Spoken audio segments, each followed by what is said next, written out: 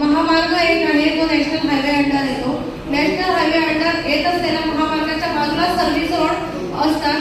आपण इकडे लाडबंदारी जर हॉल पाहिलं तर सर्व्हिस रोड तयार आहे.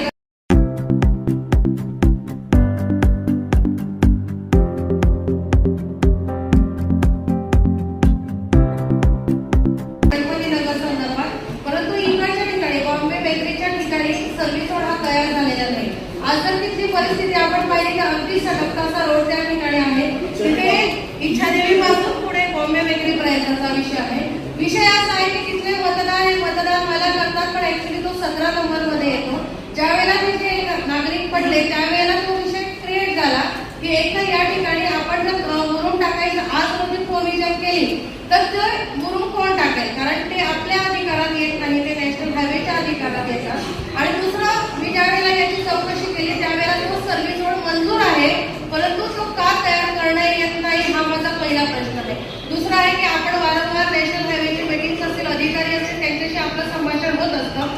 आपण त्या बाबतीत त्याचा पाठपुरावा करावा आणि ते लवकरात लवकर तयार होईल या पद्धतीची प्रोव्हिजन करावी.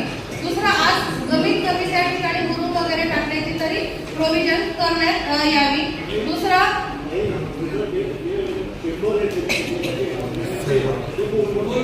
खूप वर आलेले आहेत साहेब. एक मिनिट. आज जळगाव शहराला खूप वर्षानंतर IAS अधिकारी आयुक्त म्हणून लागलेला आहे. जळगाव शहर आपल्याकडे एक आशेने बघताय साहेब, कारण IAS अधिकारी म्हटलं म्हणजे त्याला टेक्निकली सगळ्या प्रकारचं हे नॉलेज असतं असं आम्हाला वाटतं.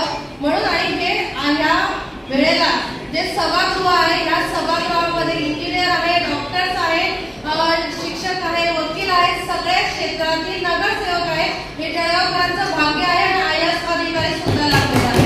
जळगाव शहरामध्ये मेजर जे प्रॉब्लेम आहे ते भरपूर आहे, पण मेजर मी तुम्हाला एकदम निदर्शनास आणून देते की ते खूप वर्षापासून आज तागायत त्यावर मार्ग निघालेले नाहीये. एक म्हणजे मेहरून तलाव जे आमच्या शहराचं वैभव आहे त्याच्यामध्ये सांडपाणी सोडलं जातं, त्यावर कायमस्वरूपी काय इलाज करता येईल हे तुम्हाला बघावं लागेल साहेब.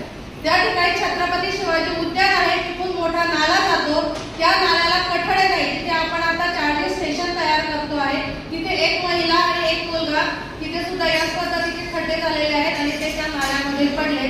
त्यांना सुदैवाने ते वाचले, पण त्यांना त्या ठिकाणी किरकोळ लागलेला आहे. तर त्याचं सुद्धा आपण बघावं.